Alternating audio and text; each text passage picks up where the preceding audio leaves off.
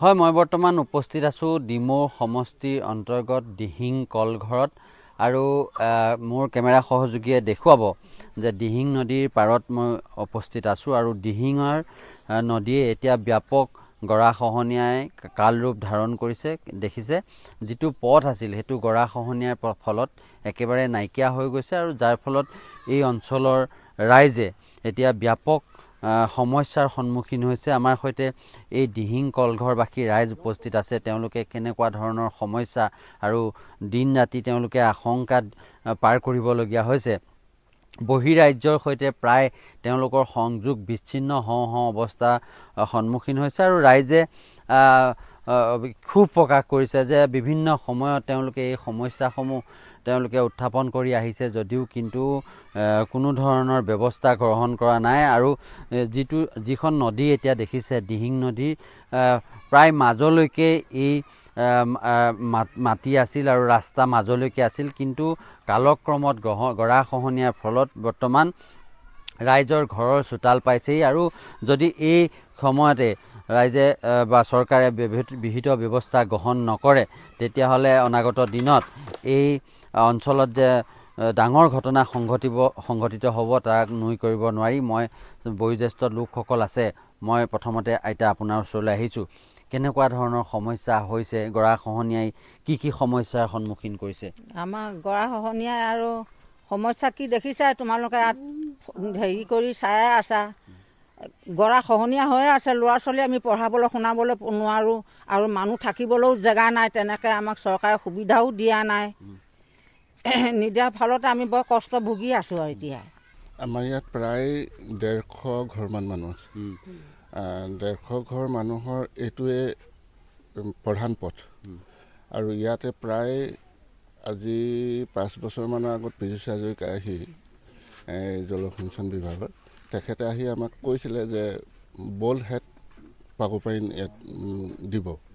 তাৰ পাছতো আকৌ এই অলপ পাছত আগতে আহিছিলে প্ৰায় 6 মাহমানৰ আগত, তেতিয়াও ক'লে পাকুপাইনৰ কিবা ব্যৱস্থা কৰা। মাত্ৰ আমাৰ ইয়াত আশ্বাসহে দি আছে, তেওঁলোকে কোনো কাম হাতত লোৱা নাই।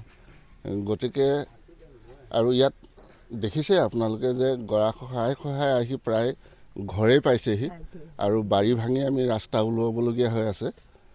কোনো যাতায়াতৰ সুচল ব্যৱস্থা নাই, বেমাৰী আজাৰি নিয়াৰ কোনো ব্যৱস্থা নাই। ইয়াততো চাঙি কৰি নিয়া হয় আৰু ল'ৰা ছোৱালী প্ৰায় আমাৰ ইয়াত 150জনমান আছে স্কুলীয়া। তেওঁলোকে যোৱাৰো কোনো মানে সুচল পথ নাই।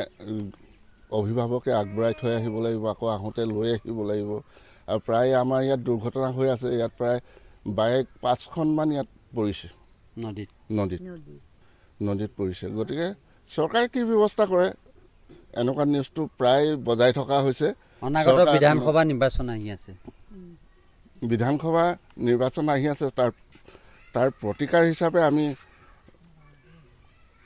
ৰাইজে সিদ্ধান্ত ল'ব আৰু সিদ্ধান্ত লোৱাৰ কথা আমি আলোচনা হৈ আছে। যদিহে কাম হাতত নলয় তেতিয়াহ'লে ইয়াততো নিৰ্বাচন বৰ্জন কৰিম। নিশ্চিতভাৱে ক'ব লাগিব। মই তেখেতে এটা কথা উল্লেখ কৰিছে যে বাৰী ভাঙি তেওঁলোকে ৰাস্তা উলিয়াবলগীয়া হৈছে। আৰু হয় চাওক, এই যি ৰাস্তা দেখিছে এয়া বাৰীৰ মাজৰ এটা অংশ তেওঁলোকৰ, কাৰণ আধাতকৈ বেছি অংশ বাৰীৰ তেওঁলোকৰ দিহিং নদীয়ে ইতিমধ্যেই নদীত জাহ গৈছে আৰু যাৰ ফলত এতিয়া স্থানীয় ৰাইজ যথেষ্ট শংকাত ভুগিছে। মই এখন বেটেৰী ৰিক্সা আহি আছে, দেখুৱাবলৈ অনুৰোধ জনাইছোঁ। কিমান জীৱনৰ তেওঁলোকে ৰিক্স লৈ তেওঁলোকে এই পথেৰে আহিব লগা হৈছে। মই যদি খন্তেক কেমেৰা সহযোগী আগলৈ গৈ সেই দৃশ্য দেখুৱাবলৈ অনুৰোধ জনাম।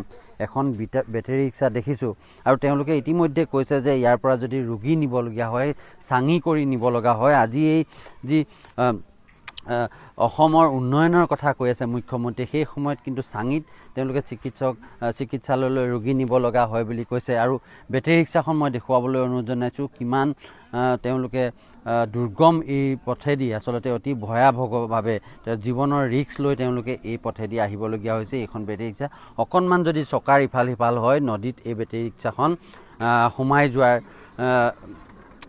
শংকা যথেষ্ট আছে।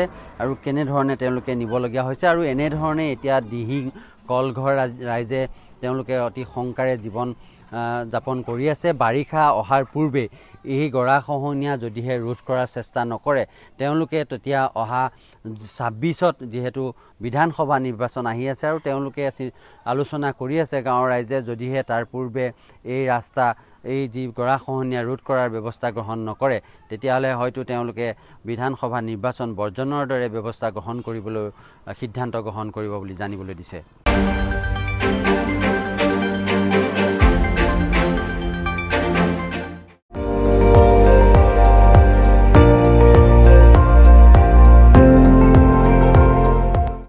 আপুনি চাই আছে ND24 সৰ্বশ্ৰেষ্ঠ নহয় সৰ্বোত্তমৰ দৌৰ।